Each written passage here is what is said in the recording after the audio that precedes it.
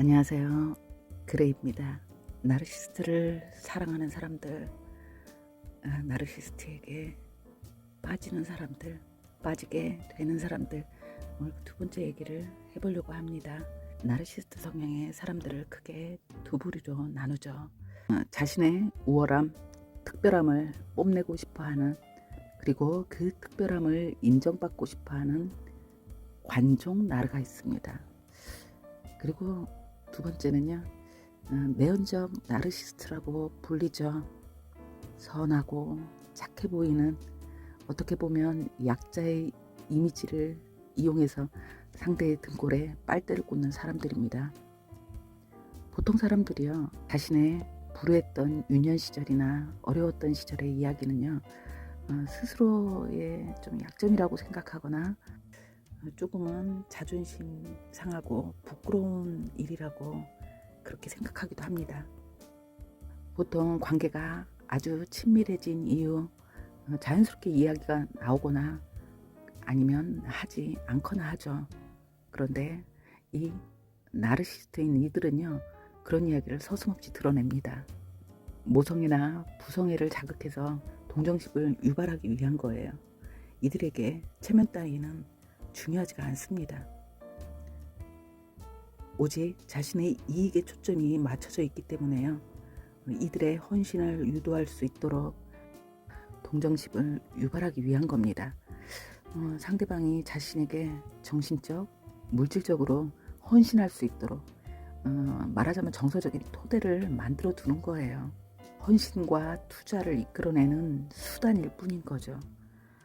그리고 실제로 이들이 하는 그런 얘기들은요, 사실 거짓말일 경우가 대부분입니다. 그렇지 않다 해도 아주 과장된 경우가 대부분이죠. 그렇지만 이 이야기를 들은 에코이스트들은요, 이들의 솔직한 자기 고백 같은 이야기에 이들이 순수하다고 착각을 합니다. 안쓰러움과 동정심이 깊어지는 거예요. 그래서 그들은 이들을 구해주려고 합니다. 헌신적 구조대원인 이 에코이스트는요, 그는 정말 힘든 어린 시절을 보냈어. 그녀는 가정 환경이 너무 좋지 않았어. 부모가 너무 나쁜 사람이었기 때문에 그랬어. 내가 이 사람을 구해줘야 해. 나르시스트가 어떤 불편한 행동, 그리고 감정을 휘두르는 어떤 행동을 해도 스스로가 그들의 행동을 정당화시킵니다. 자신의 마음에서. 이들이 그런 과정을 거쳤기 때문에, 그런 힘든 환경에서, 그런 어린 시절, 그런 나쁜 부모에게서 자라다 보니 이런 행동을 보이는 사람이 되었다라고 스스로가 합리화하죠. 그리고 이 사람을 구해주려고 합니다.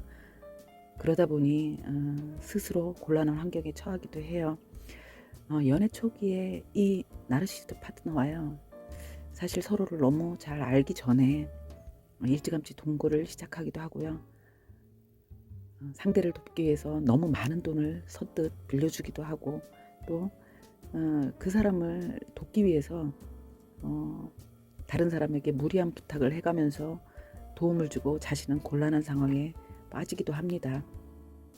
당연히 나르시스트들은 이 헌신적 구조대원을 너무 또 잘 알아봅니다. 그리고 잘 이용합니다. 나르시스트는요, 먼저 자신을 굉장히 불쌍하게 행동을 해서 상대가 연민을 느끼고 동정심을 느끼도록 그렇게 만듭니다. 그리고 상대가 자신을 도와주면 슬슬 그 악한 본성을 드러내게 되어 있습니다. 그런데 에코이스트들은 이 헌신적인 구조대원인 이들은요, 이 나르시스트를 행복하게 만들어줄 수 있을 거라고 스스로 생각합니다. 그리고 그것을 위해 노력하고, 그리고 상처받게 되는 거거든요. 누군가가 데이트 초기나 만난 지 얼마 안 된 지인이 이런 이야기를 너무 많이 한다면요, 본인의 서러웠던 이야기를 2절, 3절까지 구구절절 그렇게 늘어놓는 사람이라면 사실은 경고의 사인으로 받아들여야 합니다. 보통 사람들은요, 자신의 이런 약점이나 감추고 싶은 걸 함부로 사람들에게 내놓지 않아요. 어느 정도 관계가 깊어지기 전에 함부로 자신에 대해서 그렇게 쉽게 오픈하지 않거든요. 이들이 이걸 할 수 있는 건요, 이들에게 이것도 도구이기 때문입니다. 그저 미끼일 뿐이에요.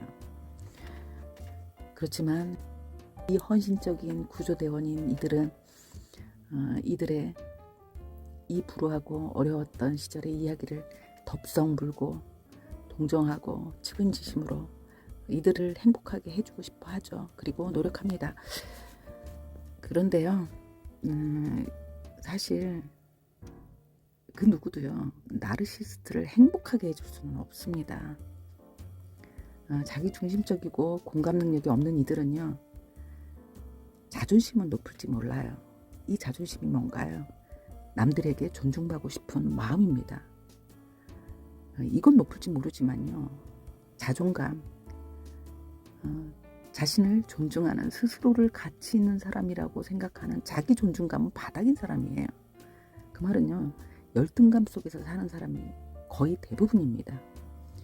그렇기 때문에 이들이 보여지는 모습에 집착하는 거거든요. 이 사람들은 그 순간에 자기가 원하는 것, 그때그때 자신이 원하는 걸 얻었을 때 그 순간에 쾌락 같은 기쁨은 느낄 수 있을지 몰라도요, 삶의 행복감이라는, 보통 사람들이 느끼는 그 행복감이라는 것 자체를 맛볼 수가 없는 사람들이기도 합니다. 그래서 나를 희생해서 누군가를 행복하게 해준다는 이 생각을 버렸을 때 이런 관계가 시작되지 않을 수 있다고 생각합니다. 나를 희생해서 누군가를 행복하게 해줄 수는 없습니다.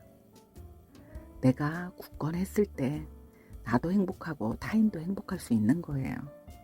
나무의 뿌리가 단단했을 때요, 그 그늘을 이웃과 나눌 수 있죠.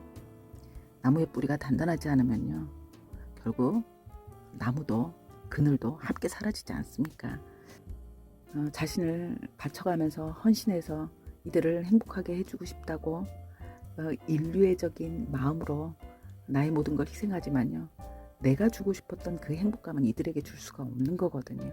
동정심, 측은지심으로 상대를 구원해주고 싶어 이 구원의 마음을 가진 헌신적인 구조대원, 이들은요, 슬프게도 자신이 어떤 관계에 발을 들였는지조차도 모른 채 계속 노력하게 될 확률이 높습니다. 내가 더 들어주고 이해해주면 되겠지. 그렇지만 결국은 노력만 하다 결국은 상처만 남기게 되는 거거든요. 막장 드라마의 뻔한 결말처럼 남는 건 상처밖에 없는 거기 때문에요, 나를 희생해서 누군가를 하게 해준다는 이 생각을 버렸을 때 이런 관계의 시작이 되지 않을 거라고 생각합니다. 그리고 나를 희생해서 상대를 행복하게 해주는 게 아니라 나와 더불어 함께 행복할 수 있는 사람, 함께 기쁨을 나눌 수 있는 사람이 진짜 진정한 인간관계라는 것 잊지 마시기 바랍니다. 감사합니다.